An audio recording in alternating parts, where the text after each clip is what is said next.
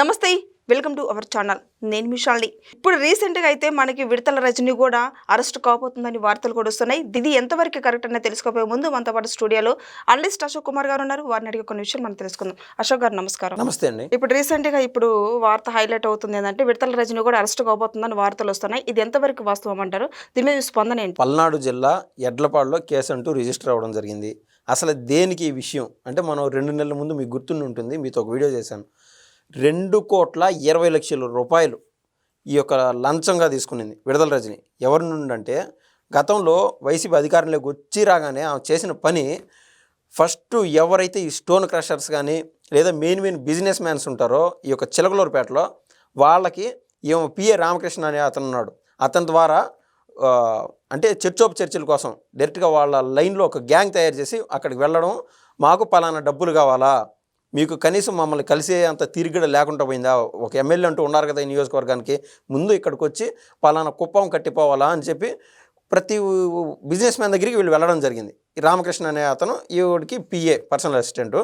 వాళ్ళు వీడి దగ్గరికి రావడం జరిగింది. వచ్చినప్పుడు ఫస్ట్ 5 కోట్ల రూపాయలు డిమాండ్ చేశారు. అసలు 5 కోట్ల రూపాయలు ఎందుకు ఇవ్వాలా, ఎవరు డిమాండ్ చేశారంటే శ్రీ లక్ష్మీ బాలాజీ స్టోన్ క్రషర్ అని ఒక యూనిట్ పెట్టుకొని చాలామంది పెట్టుబడి పెట్టుకొని ఒక ఫ్యాక్టరీ నడుపుకుంటా ఉన్నారు, ఈ యొక్క స్టోన్ క్రష్ చేసే ఫ్యాక్టరీ.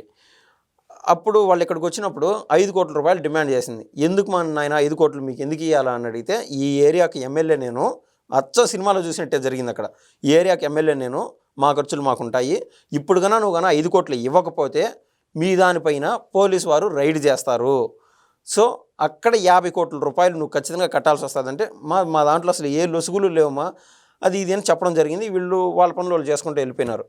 కానీ ఒక 3 రోజుల గ్యాప్ లోపు విజిలెన్స్ అండ్ ఎన్ఫోర్స్మెంట్ పోలీసు వారు అక్కడ ఎస్పీగా పనిచేసేటువంటి జాషువా ఆయన పేరు, ఆయన ఒక 10 మంది కానిస్టేబుల్తో పోయి వాళ్ళని బెదిరించాడు.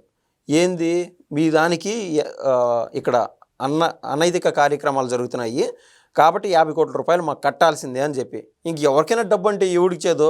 ఇప్పుడు గతంలో చూసాం కాకినాడ సెజ్ పోర్టుకు సంబంధించి అంత కేవీ రావు అనే అతన్నే గొంతు పైన కత్తి పెట్టి వాళ్ళ ఫ్యామిలీని బెదిరించి దాదాపు 2,800 కోట్లు విలువ చేసే ఆస్తులన్నీ కూడా కేవలం ఒకటైతే 12 కోట్లు, ఇంకొకటి 450 కోట్లు, అంటే ఆ యొక్క ఆస్తుల్లో కూడా 3,000 కోట్లు కమ్మి అయ్యే విధంగా బెదిరించడం జరిగింది. అంటే పెద్ద వాళ్ళకి వీళ్ళ యొక్క దారుణాలు దాష్టికాలు తప్పల. ఇంక వీళ్ళు చిన్న క్రషర్లు చిన్న బిజినెస్ చేసుకునే వాళ్ళంతా వాళ్ళు ఏం చేశారు, 50 కోట్లు కట్టే ఛాన్స్ లేదు, పబ్లిక్లోకి వచ్చి మాట్లాడదాం అనుకుంటే డాక్టర్ సుధాకర్ గారిని ఏం చేశారు చూసాం కదా, మాస్క్ అడిగిన పాపానికి. ఆ విధంగా రోడ్లపైన ఎక్కడికెక్కడ చంపేసే పరిస్థితులు వచ్చాయి. మాచర్లో చంద్రయ్యని చంపేసినట్టు గొడ్డలతో నరికి. సో బయటకు వచ్చి ధైర్యంగా మాట్లాడే సీను ఎవరికీ లేదు. అందుకు వాళ్ళు అయ్యా సెటిల్మెంట్ ఏదన్నా చేయండి, 5 కోట్లు మేము కట్టలేము అని చెప్పారు. ఏది శ్రీ లక్ష్మీ బాలాజీ క్రషర్ సంబంధించిన ఓనర్లు. సో డీల్లో భాగంగా అప్పుడు దాకా పిఏ రామకృష్ణ ఇన్వాల్వ్ అయినాడు విడుదల రజనికి. తర్వాత డీళ్లు కుదిరిచ్చేదానికి మా మనిషి గోపి మాట్లాడతాడు చూడు అని చెప్పి విడుదల రజని గోపి అనే ఆయన పురమాయించి ముందరకు పంపించింది. గోపి అనే అతను మొత్తం మీద 2 కోట్ల రూపాయలకి డీల్ సెట్ చేశాడు. అంటే వీళ్ళు ఏ తప్పు చేయాల, ఒకవేళ తప్పు చేసినచ్చుగాక ఏది పోలీసులో ఎన్ఫోర్స్మెంట్, ఇందాక చెప్పాను కదమ్మా, ఎన్ఫోర్స్మెంట్ అండ్ విజిలెన్స్ డైరెక్టరేట్ వాళ్ళు చూస్తారు. ఒకవేళ తప్పు చేసింటే నిజంగా వాళ్ళు శిక్ష పడాలి కదా.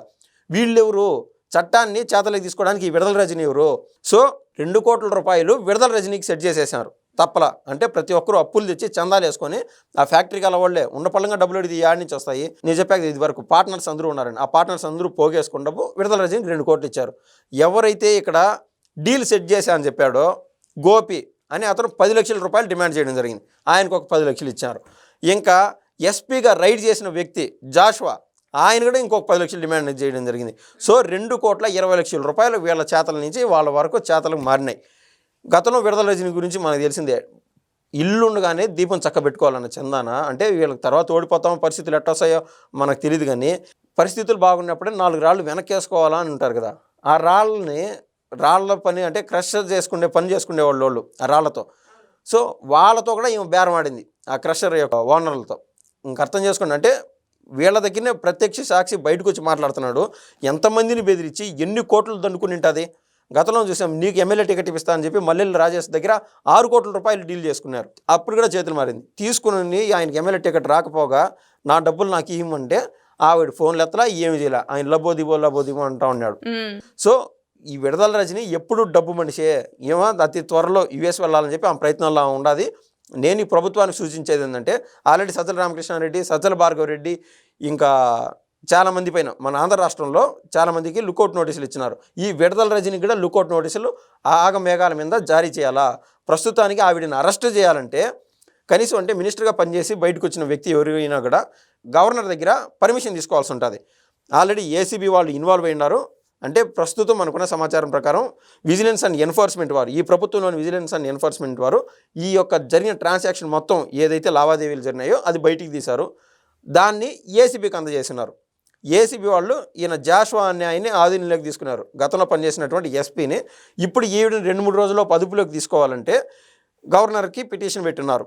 గవర్నర్ ఎప్పుడు అప్రూవల్ ఇచ్చా కూడా ఈవిడ ఖచ్చితంగా విచారణకు రావాలా, వీలైతే కటకటాలేకి వెళ్తుందన్నదానిలో ఎటువంటి ఆశ్చర్యం లేదు.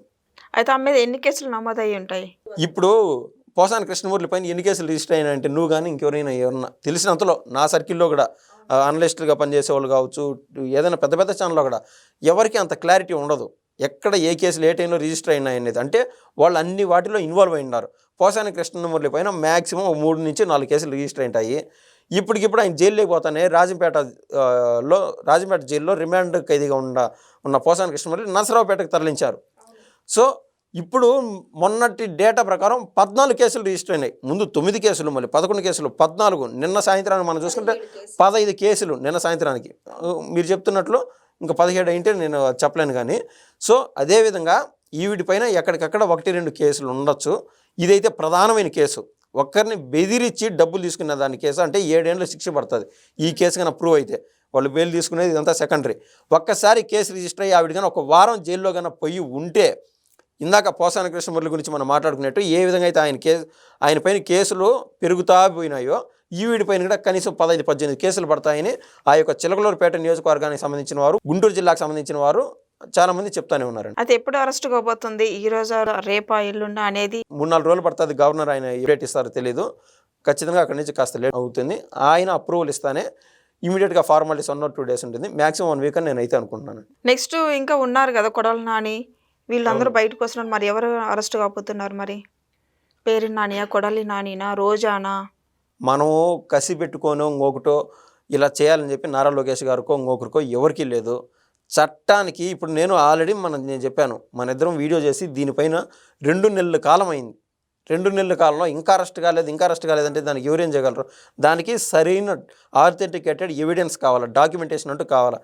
అవి దొరికిన తర్వాత బోనులో ఇరుక్కున్న ఎలకలాగా మళ్ళీ తప్పించుకునే ఆస్కారం అంటూ ఉండకుండా ప్రభుత్వం కాస్త డిలే చేస్తుంది. అంటే పూర్తి స్థాయి డాక్యుమెంటేషన్ ఎవిడెన్సెస్ ఉండే వరకు.